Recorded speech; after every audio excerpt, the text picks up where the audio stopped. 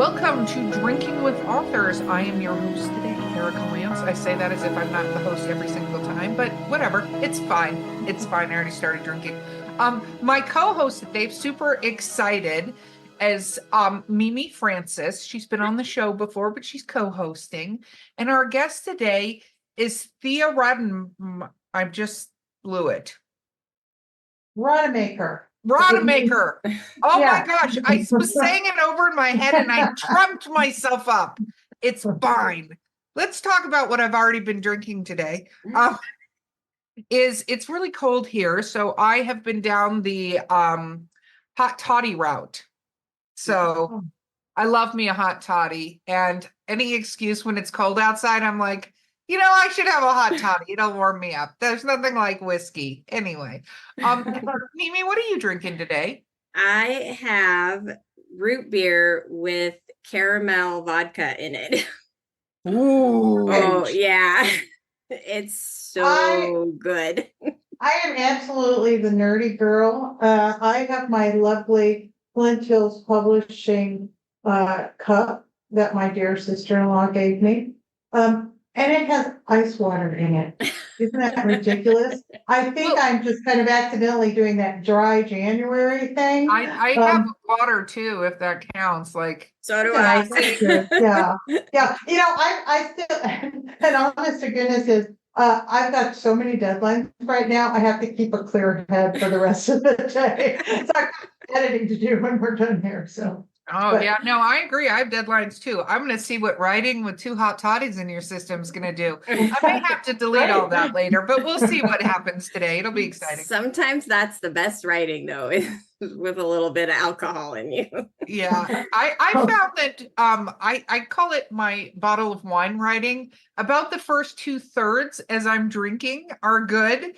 After that, I pretty much should know by the time I pour the third part of the bottle that I'm just making sounds on the page at that point in time. It's never. Well, I doubt that we're writing about the same things. I spend a lot of my time writing about legal issues for authors, and I can tell you need to be focused when you're dealing with that. I do try to make it a little more interesting, but I need to keep my wits about me when I'm writing about those exciting topics. Very cool. Okay, so I was about to say, so let's go back to your origin story. What got you started in anything having to do with the publishing industry? Because we're going to tackle, which is really unique on this one, it's not just about your writing, but about what you do for the publishing industry. So where does your origin story start? Well, it does start with writing. 10 years ago, I suggested to my son that he write our neighbor's story because it had been revealed to us that our neighbor, Royce Fulmer, had been involved in a secret mission in World War II, the carpetbagger operation that wasn't even declassified till 1987. He could not breathe a word about it without being worried that he could get in trouble for that. And my son said something to me that it was one of those just those searing moments. And he said, "No, Mom, you need to do it." And I thought, man, I do. So Royce, who had built our home, he was a dear friend, and he had congestive heart failure. And so he was mad. He couldn't work anymore at, 89 years old. So we sat down on his sofa and I started interviewing him, and that man was an incredible storyteller. So I would interview him about everything, and he would, roll his eyes at me because I didn't understand anything about, airplanes or secret missions. And I would then record him, transcribe everything. And then I did the work of, the historical research, put it all together. And his storytelling was so great. I just used big chunks of, my interviews with him. And as we were working on it, this was when I'm learning about on-demand publishing. And I had this vague notion that, there's some software out there, or Kindle Direct Publishing, I just have this very big notion about it, but I'm like, I gotta get this done, because Royce would stumble back, grab his chest and say, "We're on a deadline, we gotta get this done." And I think, hilarious. Well, We did get it done, 4 months before he passed, and a World War II story in Topeka, Kansas, which is where we both lived at the time, is pretty easy sell. So he ended up on the front page of the newspaper. We got invited out to the air refueling wing at Forbes Field, and it was just an absolutely wonderful send-off. He died in January. We had a big celebration for him at my house, and it was just one of those things in my life that was just, kind of perfect.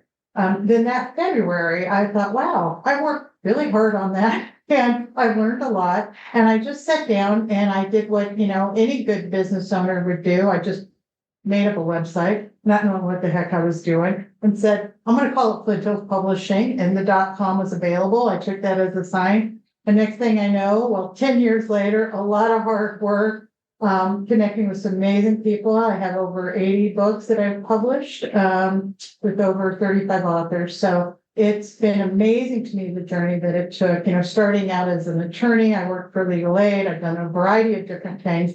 Now I feel like I've found my true calling. And in the past couple of years, it was actually during the pandemic, I sat down and wrote a little book. Boy, it's hard to write, guys. I was like, this is taking me a lot of time. But I wrote my wee little book, Authors Beware, Arm Yourself with Knowledge to Help Avoid Legal Pitfalls. And really that has become where my passion lies now, speaking to authors about legal issues that I think every author needs to know about, and some publishing things as well. Because as I'm sure you two know, this industry, it's fantastic, so many opportunities. There's some, problems there where you could be a little bit taken advantage of. There's some scams going on out there. And you were being gentle in how you're saying that, because it is very dangerous for authors out there. And I think that's true for almost any artist, but authors, because there's any logical part of you. And there, to me, in general, people are smart. They're, but, I find that authors, you get so excited that somebody is interested in you. Yes. Every bit of logic you may have had is gone. It's completely, bye-bye, out the window, gone completely. And then you're willing to sign up for whatever anyone will do because they want your work. And it suddenly puts you in a position of not being in power when you are in power. It's your art. It's your work. They can't do anything. So I love that you're doing that, and that you've done the publishing yourself. So you're not just sitting in sort of the cheap seats going, here are things I think are wrong with. Right. I have a lot of messy stories. Yeah. And I'm so excited to hear that, you share that concern as well too, because I think you're absolutely right that artists are creative souls. I have so many authors tell me, well, I'm not really a business person. I'm like, well, you've got to be one. When you decide to write your book, you have started a business. So you have to be serious about that, and you have to find people that you can trust. And I'm amazed at the number of people that don't do any vetting.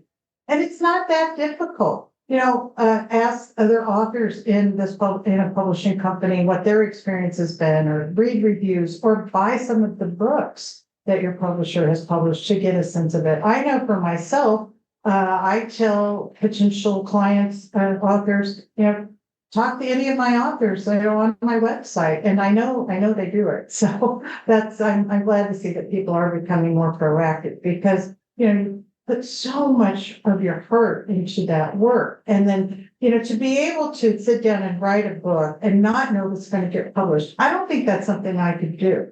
And when I worked on Drop in the Night with Royce, I knew that I was going to get that book out there one way or another. So that gave me the motivation. But to take that leap of faith, not knowing, that makes you pretty vulnerable. And you do have to assume that there are many, many scams out there. Yeah, I agree. And I think anybody who writes a book should just assume that they may have to self-publish it. If they don't already decide that to begin with, especially if you want complete control of it, you're going to have to. But that doesn't mean you don't have to still do the steps a publisher would do to publish your book, because we talk about that all the time on this show. Like, just by the way, nobody can edit their own work. I don't care if you're listening right now. Let me clarify. Send me some hate mail if you would like to. You cannot edit your own work. Absolutely. Right. Correct. So But there are things that you can do. And I think every author should write a book going, it's going to be published regardless of how it gets published. Now, if you have the dream to be with a big publisher, a small publisher, whatever, have the dream, but don't let that get in the way of the fact that your book can be published. There's so much education out there now. Right. And like your book is included in that education. And I think it's really interesting doing this show now. We're in our 450th episode or something like that. Math. But talking to all the authors that I've talked to over these years, it always fascinates me that they'll put more energy into researching a restaurant that they're going to go eat at than people they allow to participate in their publishing journey. Like some of us just go to restaurants, but how many of us will look up a Yelp review or Google them or whatever to see and things like that? And some people go and they submit to publishers, and I'm like, did you even look to see what they publish and if they're any good at it? And do the titles match? It's like, this is your heart and soul potentially, and what you've done there. Go maybe do at least as much as you do for somebody who's gonna come, fix your toilet. Like they're, Good point. Well, and I totally agree with you that, have that attitude that you can self-publish, but really taking, your power back. But also I would caution you that you still get ripped off when you're doing it yourself. And a couple of things come to mind. With regard to ISBNs, I definitely, if you want to purchase your own ISBN, you don't want to get the free one on Amazon, because then Amazon is listed as a publisher. You want to go to Bowker, BOWKER, and buy your own. Now, there are some websites out there that says, oh, well, let's help you with that difficult problem. It is not hard to set up a Bowker account. If you can write a book, you can definitely do that. And you always want to buy the ISBN yourself, because that you'll be listed as the publisher, or you can come up with a name for your publishing house. If you buy it from a third party, that third party is going to be listed as your publisher. So that would be something I'd caution you about. A second thing is that there's a similar ripoff with copyright registration. It is not difficult to register your copyright. Now, under US law, you don't actually have to technically register to have your intellectual property and have your copyright. You have copyright once you have enough original material that you write pen to paper, keystroke to computer. You've got a copyright. But I always encourage people to take the best practices to register that copyright through the U.S. Copyright Office. You'll set up an account. You'll pay your $45. And then it protects you in case if there is a challenge. You can ask for bigger damages. Standards of proof are a little bit easier. You can participate in a new court that was set up during the pandemic that's very informal. But don't fall prey to that. Oh, let us help you register your copyright, you silly little author. No, you can do it yourself. No, I agree. And one of the things I think with copyright that I say, because of the changes that were made recently, register it. I think it's $65 now, actually. But it got up by 20? It went up by 20, but do that because you will have people are like, oh, you can mail it to yourself and you can do all this stuff. And I'm like, no. That's an urban myth. That's absolutely an urban. Those are urban myths. That's not correct.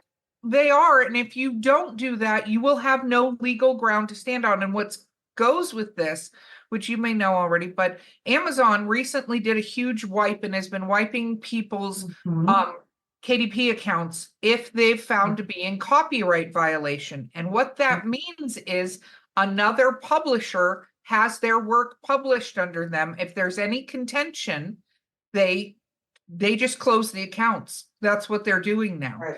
And so you don't want your stuff taken and then it technically taken away from you because you don't have proof that you actually copyrighted it. And Amazon doesn't take, but I have proof of a file date. Like they don't care about that. They want to see the actual copyright availability.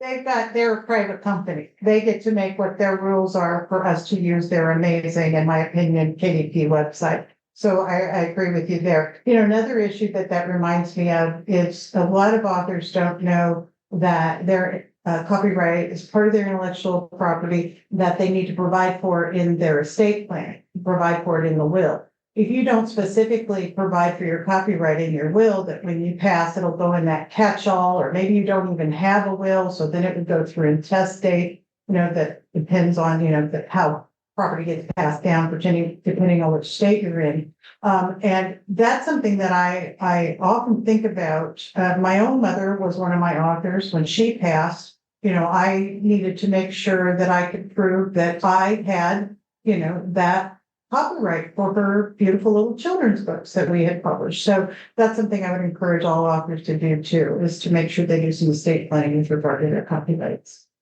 That makes sense. And even your unpublished work, because Yeah, right. we had an author that was part of our publishing company pass away, and he Mhm. had a bunch of unpublished works. And it's so Mm. like, what do you want done and how do you want it done in your name? If that happens, if your kids want to go through that graveyard of stories you've been saving and Mhm. they think they're brilliant because, kids will Yeah. think they're brilliant, even though you were like, this should never see the light of day. So, clean things up before you jump to the other side. And, that's another good example of how you have to treat your work as a business, because it truly. Oh, agreed. Okay, Mimi, what questions? I've been monopolizing words. It's I fine. was actually going to ask, is that one of the things that when authors come to you for help that they have a lot of questions about is stuff like estate planning and things like that? Or is there something else that you tend to like? Is there one specific thing that you help a lot of authors with?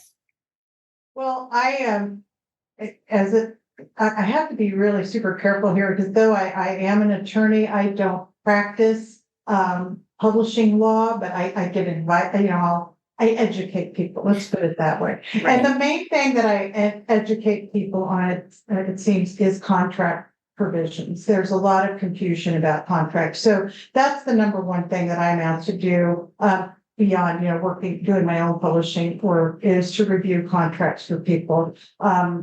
There's, there is no legal requirement that there has to even be a contract. But certainly that is, if a company doesn't have a contract and they don't want to put something in writing, then that should be a red flag. And there are many different, that can get very complicated very quickly. And that's something I cover in my book. How can you figure out, is this a fair contract? Does it cover all of the things that need to be covered? And particularly with regard to how are you going to get compensated? And that's something that as a publisher, as publishers, we know how much it costs to produce the books, how much, we're going to be charged to get the wholesale copies. So we've got inside information, and I like to use that inside information to help educate authors, because, my philosophy is there is plenty of, there's plenty of books to go around.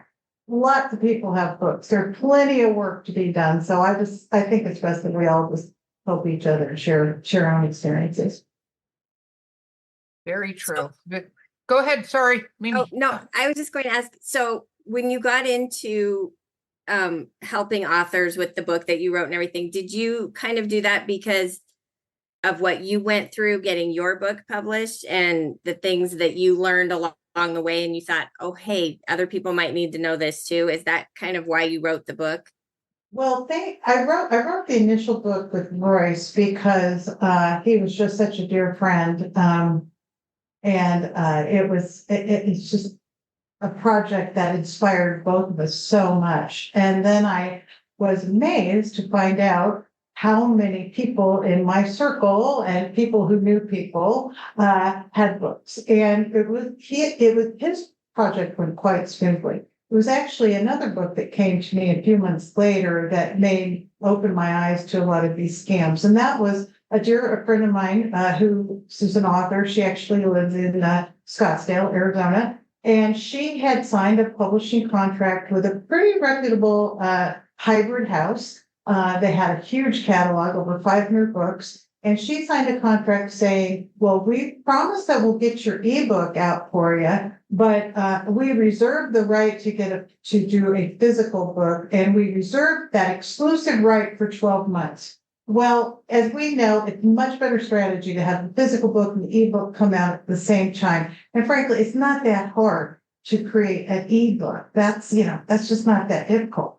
And really, don't you want to hold that physical book in your hand? I'm pretty much a physical book girl. But it really irritated me because they had taken terrible advantage of her, I thought. And what had happened was the company had sold to another company, so I was able to use a technical legal argument to get her out of that second contract. And then I said, I'll do your physical book for you. And that really was my first example of seeing a very good author who had just shed so much heart and soul in this project, and she was so upset about it. That really got me going. And then I started finding all of these other little scenarios with people that I knew who had been taken advantage of. And I thought, oh boy, there's something here. We really need to have, educate people about this, because this really is becoming a serious problem.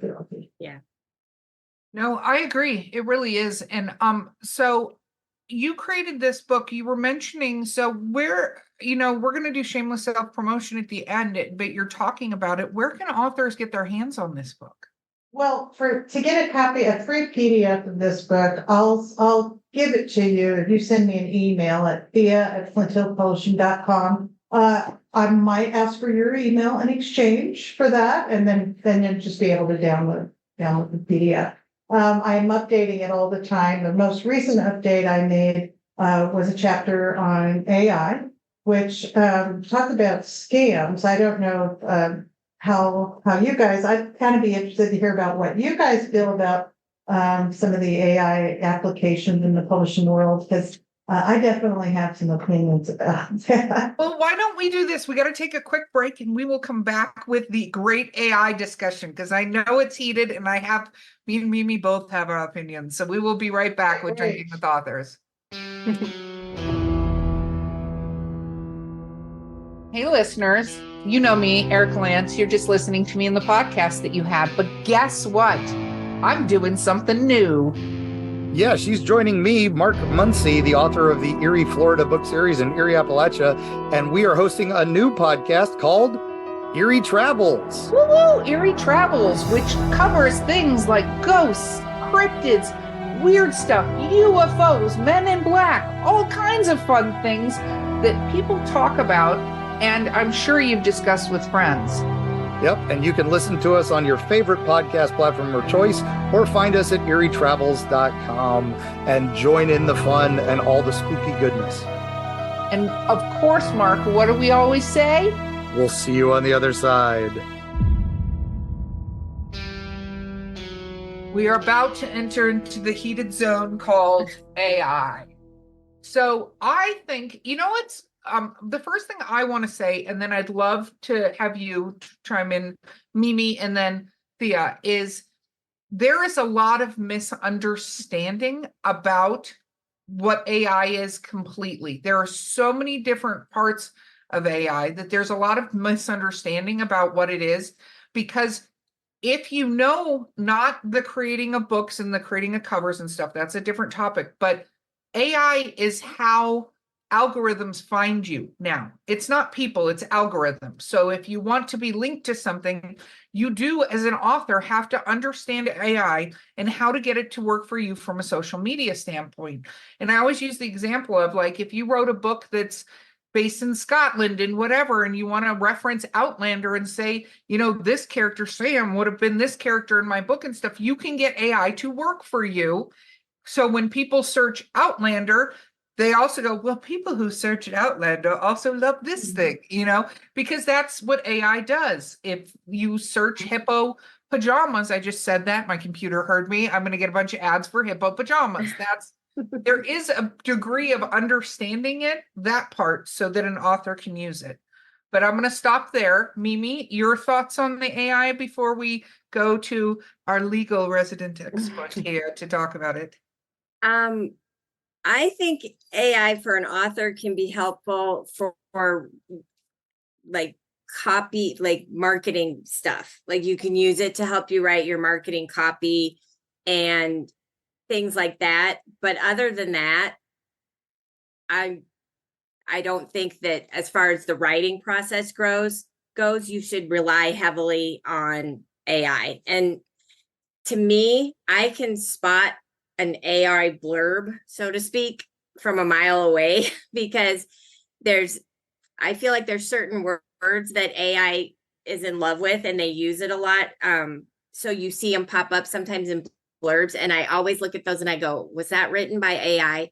Just because of the way that it's written. I think especially other authors, we can kind of tell that somebody used AI when they wrote a book or did a blurb or something like that. So, but I think AI has its place in marketing and usefulness, like with metadata and stuff like that, to help us market our books. But that's as far as I think author-wise we should go with AI. I agree with you. Thea, what are your Yeah. thoughts?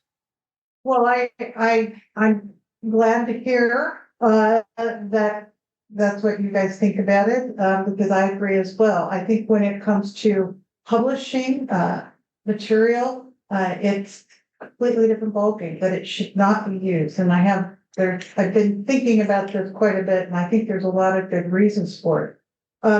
The question of if an author has the right to copyright AI generated content is one that is only starting really to be looked at. The US Copyright Office recently said that if something is made by a human, that there has to be that human component, because there were court cases saying the selfie taken by a monkey or a painting done by an elephant, did that, generate that did not was not copyrightable because it wasn't created by a human. So is AI, going to have that same kind of issue? If you are going to use AI in your writing, which I would not encourage you to do, the U.S. Copyright Office wants you to be very transparent. What did you use it for? Was it for a content generation? Did you make some images? Did you actually do the writing? So you really need to keep track of that. There is a lot of risk for authors to use AI. There's a lot of misinformation. There is a lot of prejudice that's been found, in AI. And the developers, the tech people have a name for that. They call it hallucinations. There could also be a problem that you could be subject to copyright infringement in the future. They're probably heard in the news. There have been some big, there was a letter signed by 8,000 authors, some who are very well known, who said this is just ripping off our material. It absolutely has to stop. And the issues on this are not resolved. It takes the law a lot longer to catch up with things than technology is able to move. So there is another new scam too that I wanted to bring to your attention that is within AI. And I don't know if you guys have heard about that, but that's where someone will scrape your book, including your cover, your material, and republish it under a different name. And this has actually happened a little bit, happened to a couple of authors. And it's so new, again, it's kind of unclear what the law is going to say about this, because this is not actually taking your literal, same exact book, and there are protections to stop that, of course. But this is kind of, scraping and using to regenerate your book with your original book with AI. And that's something I think authors should be on lookout with their own material. And again, it's so new that it's still not exactly resolved. Now, the final reason I want to encourage authors to not use AI, it again has to do with some of the rules that, for instance, KDP has maybe thinking about. Now, have you guys noticed that now KDP, when you go to publish a book, says, did you use any AI generated content? And that's very broad how they put that. Yeah, no, they absolutely, because again, kind of what I brought up before is you can have your stuff taken and it gets published in an anthology, like they take some part of it, but AI looks for exact phrases and stuff like that, and there's a percentage of compatibility, and they go, there are 3 paragraphs in this that are already published in another book. Yeah, and if you look at the KDP rules, I think I have the language here. Their website states AI-assisted content is when you create the content yourself and use AI-based tools to edit, refine, error check, or otherwise improve the content, whether text or images, using AI to brainstorm ideas falls under assisted. So then the question also becomes, if you use a website like Grammarly to check your grammar, Grammarly has AI assisted content. And then also, when you couple with that, some new movements toward doing some imprinting on images. For example, Google unveiled an invisible permanent watermark that goes on their images. It's called Imogen, I guess. It's their latest text to image generator. And that watermark is going to remain on that image, regardless of any kind of filtering or changing that you do. So my point being that don't lie about this. Don't say, oh, well, I didn't really do that much AI. KDP is asking you, did you use any AI? You've got to be truthful in telling them about this, because my guess would be that they're gathering this information, waiting to see how do these court cases, which are going to probably be resolved in the next year to 2 years, what's going to happen with all this? So take the high road and make sure you answer that truthfully. Oh, I agree. And then the other thing, which we didn't touch on, is AI audiobooks. Oh, Yeah. Yeah. So this is a big push. Google Play is doing a big push. And some authors, look at this and they go, well, this is a way to get my audiobook produced, because getting a narrator to do your audiobook can be expensive. It's probably one of the most expensive parts outside of book editing, right. you can have done for your book. And I know, there are several places looked into this, but the amount of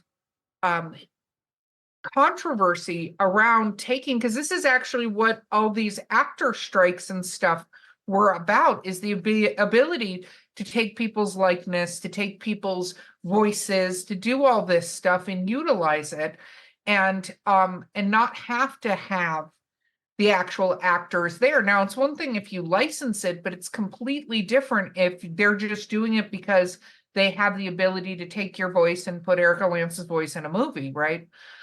Which would be cool if anybody wants to do that, but send me a contract.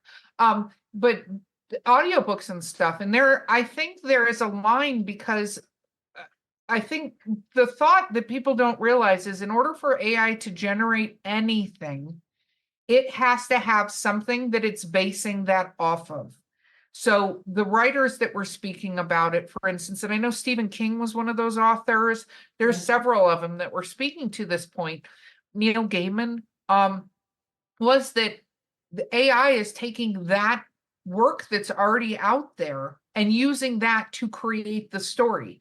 And the artwork that's out there for artists everywhere, huge controversy over using AI art at all, because in order for it to create that little fairy on that thing, you have to have fairies that it's basing that fairy off of. I think that part is, and the same is true with the audio. It's very robotic, but they're starting to pull people's voices from things and utilize that. And you go, well, why does this sound like Ben Affleck? Right? Well, it's because whatever you put in, the computer went, oh, that's what Ben Affleck sounds like. This audiobook is going to sound like Ben Affleck now, which is a pretty scary thing. It's different than having the robot, Siri read it to you. Right. It's generating that. So I think that, I'm a big proponent that I agree with the marketing. I think there are some things that can really help an author with ChatGPT and stuff like that to be able to generate content so out there, but that is it. That is the line. And do not have it help you with your covers. Do not have it help you, because again, the images, what images is it scraping? It's scraping Google Images and stuff like that to get the images to go, oh, here's your fairy. And little do you know, that little fairy on your book may have those invisible imprints, and Google advertised it, but I can guarantee you they're not the only ones doing it. Oh, absolutely not. Right. And that, that raises another issue that's been around longer, which is, this is a mistake I see many, many authors make, and that's not using commercially available, commercially free images. That people oftentimes will get lazy. They'll do anything from, copy somebody else's Instagram photo and repost it as their own. And you'll get caught doing this. There are spiders that crawl through the web that look for these images that are not, commercial free. And you could get a demand letter or, be sued. And so again, that's a question of not being sloppy about using images. You can go to Creative Commons, Pixabay, in my book, I list a bunch of different places where you can get, material that you can use for commercial purposes. So that kind of goes along with the same kind of good practices we're talking about when it comes to AI. I agree. And one of the things, all of those sites that you mentioned is they'll tell you how frequently that particular picture has been downloaded. Please Yeah, pay uh-huh. attention to that, because you Yeah. can go on Amazon, for instance, and see like 400 books that have the same exact person on the Yeah. cover, pretty unmodified. Mhm. And you go, cool. So That's my cover. Yeah. he's popular. I don't know how you guys feel about it, but I think covers are the hardest dang thing about publishing a book. And I have gotten to the point now where either it's an original photograph, it's original art, and I was intimidated by that at first, but now it's amazing how many fabulous artists are out there that will create cover art for a reasonable price, or sometimes as some other kind of barter or an exchange, or even with children's books. I love to put children's authors together with emerging artists, and they see them work together, each getting credit for the project. So don't be intimidated about just getting out there and finding, original material to use for your original book. Exactly. And you're investing in what it looks like. I agree with you. I think covers can be really difficult, especially if you do not do your research, because a lot of people, our authors, get very excited about covers, and you got to go, but what is selling? You can be as excited as you want to be, but how do people find your books? Because it's a visual medium. Like, people look and go, I that's the type of book I read.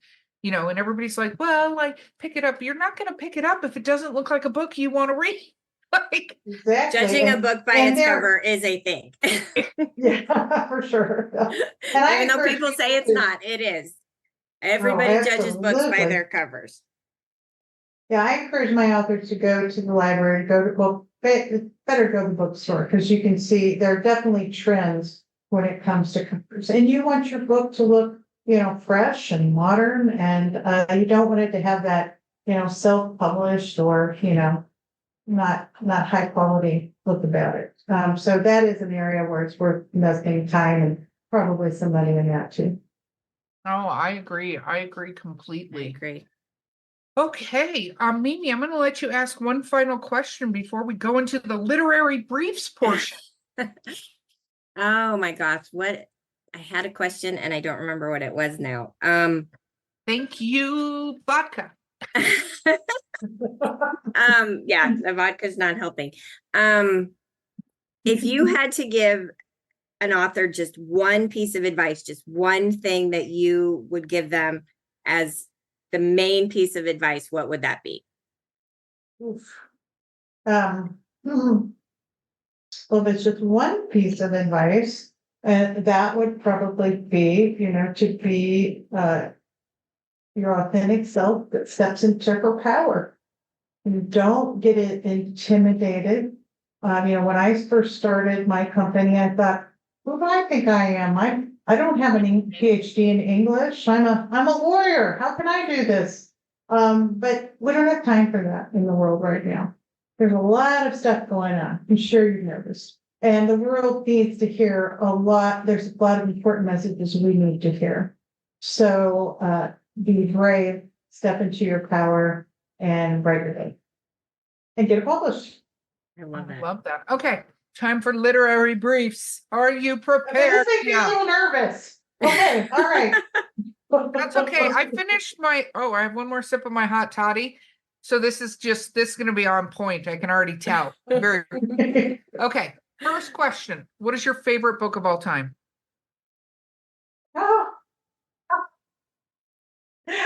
My favorite book of all time. The one I'm working on to publish at the moment. Isn't that so lame? That's okay. What is this book? Actually, I'm working on 5 right now, but my most recent book I published, my 2 most recent books, The Widow Roadmap by Kate Seidman. It's a beautiful story about her journey from the sudden loss of her beloved husband that she was married to for quite a long time. She's illustrated it. The first time I read this book, I sobbed. I laughed out loud. I highly recommend it if there's anyone in your life who has lost a significant partner. My next tied for same level book is, because all my authors are, like family now. It's terrible. I have no boundaries. The Geography of the Soul, Dreams, Reality, and the Journey of a Lifetime by Dr. Roy Spitz. Beautiful, beautiful book where he went on Stravage in Europe, life-changing. He's an old hippie. I mean, just, where is his picture, his headshot? Yeah, really cool guy. So those at the moment are my 2 favorite books. I love that. Very cute how you went about that. I appreciate it. What about a least favorite book? Least favorite book.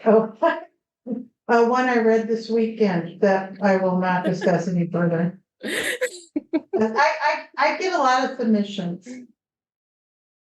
Wow. Well, so on that topic, do you let them down easy? How honest with you? Because I feel one of the things I don't like in the publishing industry, and I intentionally don't do with my publishing company, is not tell the author what is wrong. Like nicely, but instead of going, nope, we're not interested, going, here is why we're not interested in this particular book and what you can do to potentially solve that problem. Okay, that's very generous of you, and I applaud you for doing that. I do that sometimes, but not always. It really, oftentimes I get a referral from another author or a person I know. So of course I will give more attention to that. Sometimes I will, rarely I will even call them if they want to talk to me and answer just any publishing questions. I know I hope there's no one that I haven't responded to. One of the things I like to do as soon as I get a submission, I let them know that I received it. I'll try to get back as soon as I can. I give them the, link to the PDF of my blog publishing book. So I do really want to be respectful because I know it's hard to put the book out there. And there are many different voices and levels of experience of those voices. And I want to be respectful to all of them. But I think what you're doing, giving reasons why, is terrific. I do that somewhat. I think my lawyer brain makes me a little more nervous. I don't like to start engaging too much. So I try to have a little more boundaries there. Or a lot of times I will refer them to other publishers that I know. Kansas has a lot of great hybrid publishers, and I'm friends with a couple of women, and we refer projects back and forth to each other. We think one of us could do a better job, and the project would be more appropriate with a different house. No, that's very cool. So, as a reader, though, what is your pet peeve? Like, what throws you out of the story faster than anything? Well, it used to be, before I was a publisher, if there was a copy edit mistake, and now I go, oh, that makes me feel so much better. The big traditional house made a mistake as well. Pet peeves for me. I'm going to sound like a nerd. I mostly like to read nonfiction. My husband and kids are always, throwing novels to me, but I'm like, oh, I'll read that on vacation. But I like a book that goes at a nice clip, nice tight sentence. But it's mostly the topic that will, draw me in. No, that makes sense. Mimi? Question, or I'm asking a question. Do you want me to ask You're a asking a question. I love this. It's like deep into the pool with Mimi this time. Have alcohol and have it be your first show. Go! Yeah, go. Here you go. What is your favorite snack, especially when you're writing? My favorite snack. Oh, yeah, okay. I'm not going through this transformation because I've had many favorite snacks in my life. And let's just say, last fall, I was getting ready to turn 61 years old. My body said, okay, Thea, maybe we need to change the nature of the snacks to not be so salty or sugary. So, I munch on walnuts. I don't, but yeah, it's, I recently moved to Arizona, so, my snack right now is sunshine. So I will, if I'm stressed out, I will get away from my computer, which I stand at all day. That is the best thing I ever did. Was about 4 years ago. I moved to a stand-up desk. The first week I was absolutely exhausted, but now I can't imagine ever going back to sitting down. I was having terrible shoulder aches, so I highly recommend stand-up desk. But I do take the time to get away from my computer and to get outside and recharge. That's just absolutely critical for me. What about if you could travel to any literary universe, where would you go? But the Star Trek count? For Yeah, literary yeah. universe? Yeah, oh, for sure. Deep Space Nine, totally there, my whole family. I love that. Well, what is your favorite character from Deep Space Nine then? Oh, my goodness, now, well, I have a complicated evolution of war. Love him now. And oh my goodness, I can't believe I'm not gonna think of her name. The very wonderful woman with the short red hair. Oh my gosh, I am so embarrassed. I can't think of her name. That's okay. Oh my gosh. You're allowed to. Thank I know you. exactly who you're talking about. The piercings, Yes. everything. Mhm. Yeah. Yes, actually, my son, for my birthday, bought me a little video that she gave to me, and it went on for quite a while. It was fabulous. Wonderful gift. You gotta love cameos. Cameos are amazing gifts. Yeah, You I know? did. It was wonderful. I can't believe I can't think of her name. Oh, I hope Andy, I'm sorry. That's okay. You're gonna, the moment we're done with this, you'll think of it and be like, ah! Yeah. And not to make excuses, but I've got like 5 books in my head right now that are just like at various stages of the birthing process. Very cool. So if you could have lunch with any author, alive or dead, they'd be alive when you were having lunch because it would be weird otherwise. Who would you have lunch with?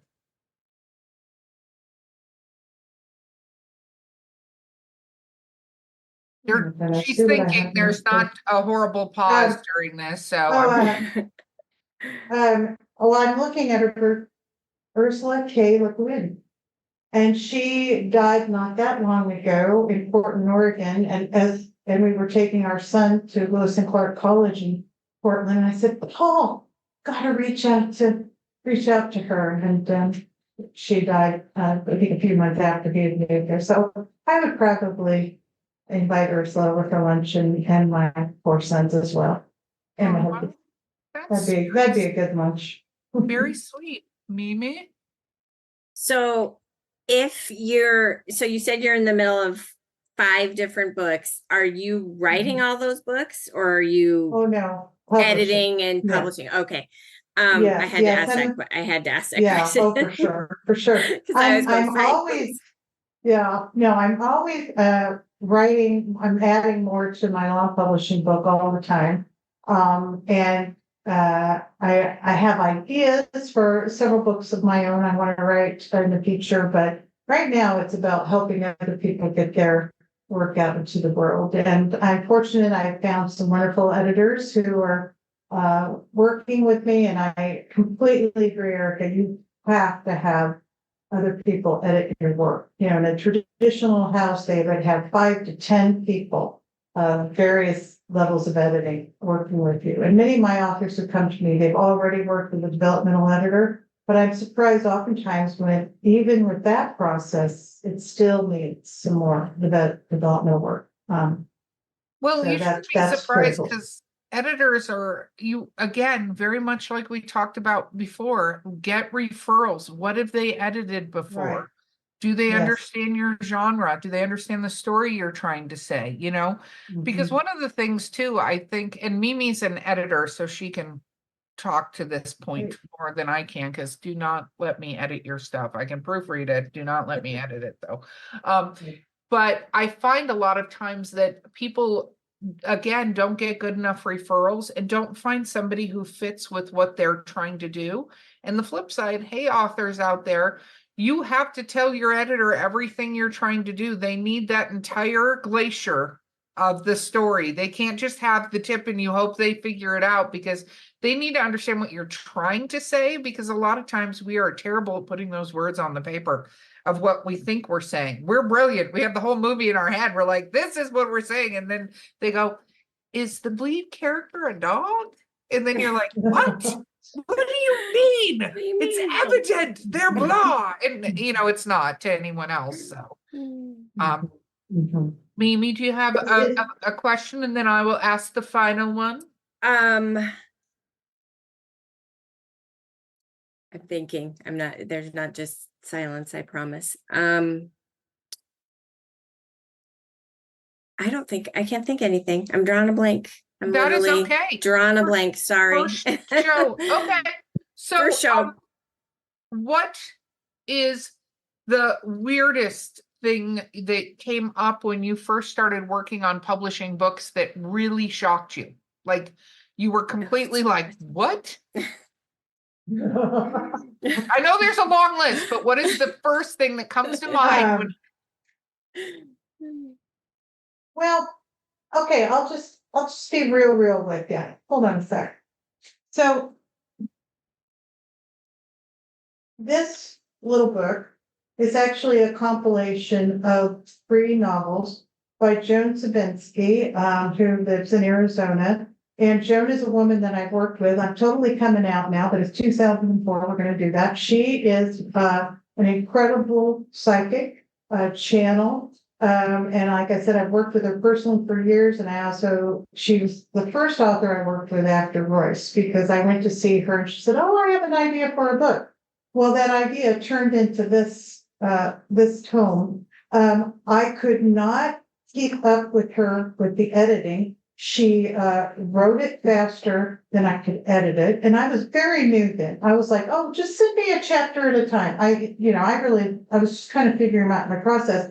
And I'm like, Joni, what is going on? She's like, well, I'm channeling this book. Though it's just coming out. She was absolutely stuck to the keyboard and she downloaded it. So that's probably the weirdest thing, but the coolest thing. So the Ariana series, it covers a group of misfit college students their psychic abilities are being activated. And guess what? The world's in a mess and they need some help. And I have often said that if people would read the last 50 pages of this book and truly understand it, we would create the world that I think most of us would love to live in. So yeah, it's the weirdest thing.